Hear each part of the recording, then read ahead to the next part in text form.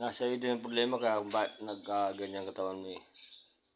Masyado minabuso ang katawan mo sa kakain ng sili, sa kamatis. Sinabi sa'yo lagi na mag-ingat ka sa mga pagkain.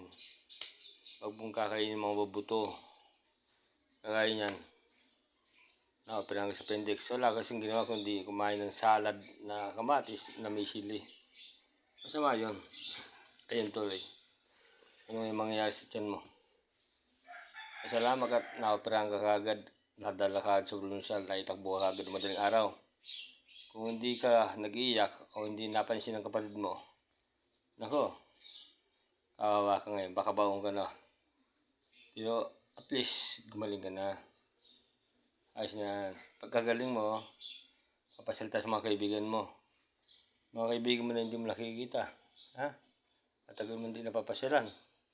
Sa Los Angeles, sa California, sa Japan. Naku, ang dami mo mga kaibigan na naghihintay sa iyo. Masyado kong maraming kaibigan, pero hindi ka nila mahal. Mahal ka lang nila pagka may pera ka na. Kagaya ngayon, nasa hospital ka o nalabas ka na ngayon. Sino ngayon ang kasama mo? Ako lang. Nasaan ang mga kaibigan mo? Wala. Hindi naman ka lang. Ako sa iyo, pagka nakarecover ka, gumaling ka, ayusin mo buhay mo, tapos mamili ka ng kaibigan, ha? Tanda mo sasabi sa'yo.